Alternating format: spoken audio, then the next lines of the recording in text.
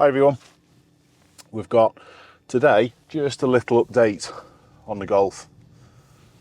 In a previous video I did say that I'd had a fair bit of work done on the car and I've had problems with it for the last 12 months, but I do think it's finally fixed, touch wood. Now, how I've got to this situation was pretty soon after the last video that I talked about it, which was the 2023 update. What I'd had done previously was there's been loads of things replaced on it. The fuel pump, injectors were replaced, and Liverpool Volkswagen had had the car in, gee whiz, maybe 8 or 9 times to try and get it fixed.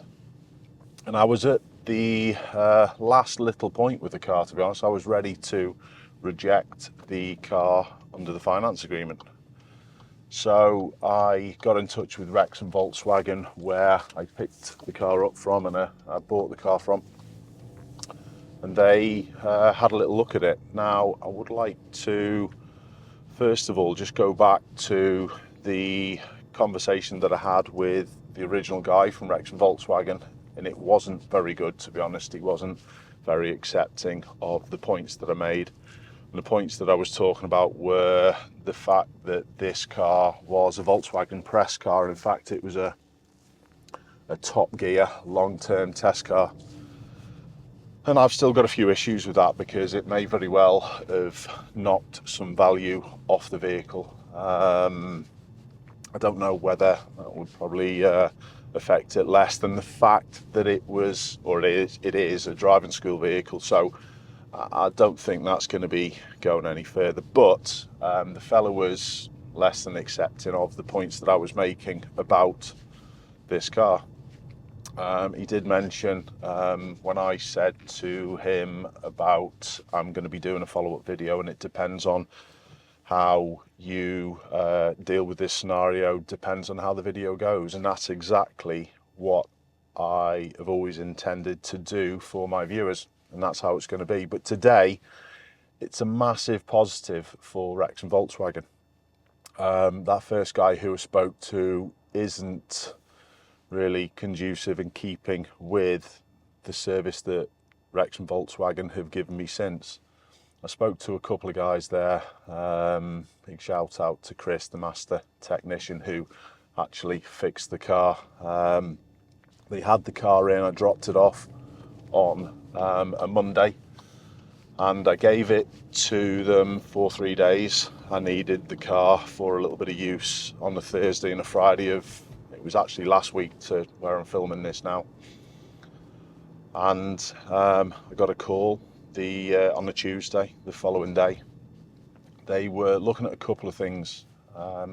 What they did, they first of all asked me about my ghost immobiliser that I had on the car, because I actually sent Wrexham Volkswagen a few videos of this error occurring. And they asked about the ghost immobiliser, and interestingly, before I had even taken the car to Wrexham Volkswagen, I decided to go and have the ghost immobiliser removed, because if I was going to reject the car, I know that Volkswagen may have had an issue with that being on. So you've got to be careful of that. If you're having anything fitted to your car and it goes wrong, sometimes the manufacturers will point the finger at these security devices. So I took it off.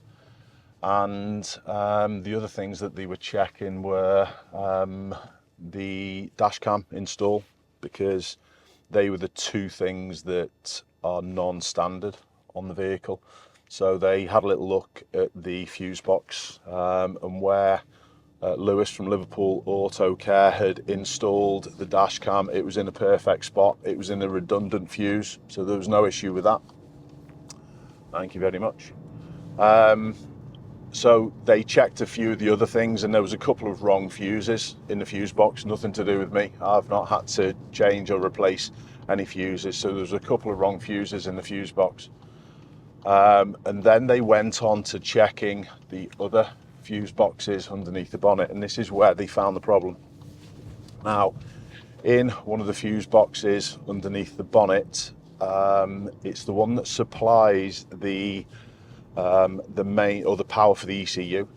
They had a look at one of the relays, and the relay was contaminated. It was contaminated with a little bit of grease. So what they did, they actually cleaned and then replaced this relay. And they did say that they'd had a couple of Golf GTDs and one GTI previously that had had the same problem, and that replacing of this relay actually cured it. And it looks as though that's been the case with this car.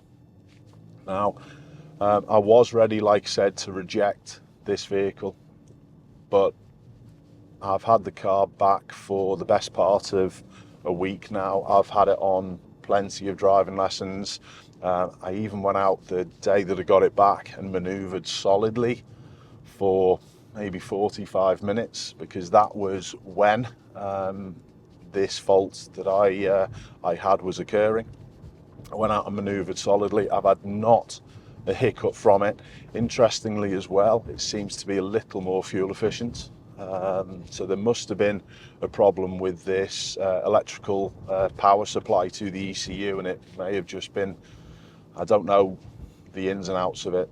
Some of my viewers might know a little bit more, but it must have been sending or not having as much power to maybe the injectors or the fueling system. I don't know, but it looks as though it sorted it. So I'm really happy. I don't have to change the car. I didn't want to change the car, but I was looking at different things. I probably set my mind on a Ford Focus ST, but I prefer the Golf. It's got loads of extras. It's got the adaptive suspension. It's got the winter pack. It's got the head-up display, and you cannot buy a Golf GTI in a manual now. And there's not that many in the country for sale. So even if I had have rejected this, I would have had to have settled for a car with less specs. So I'm absolutely made up.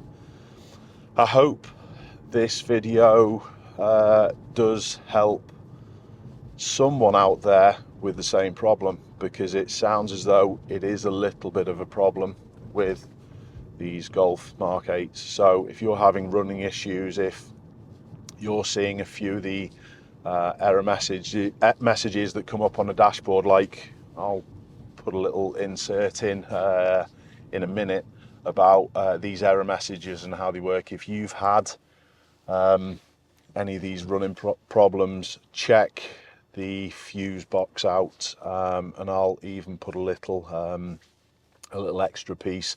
I'll park in a moment and I'll get out the car and I'll just I'll video where this particular fuse box is. So all in all, a good result.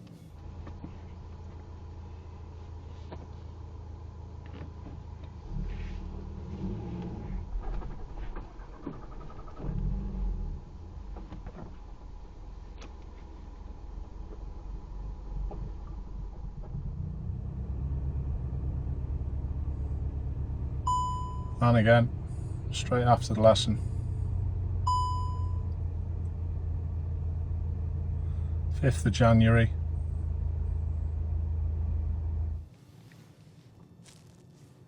So it's quite ironic that here I am heading to the same car park where I had the first problems with it. So let's get parked. Let's have a little look underneath the bonnet.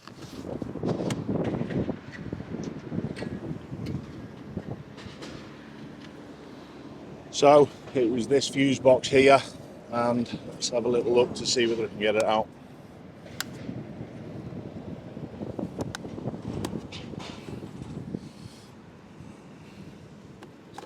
There we go. And it's this fuse box at the back. Well, sorry, it's this relay at the back, and it's the 1645. So if you've got a problem with your vehicle in the same way, that's the one that needs to be looked at.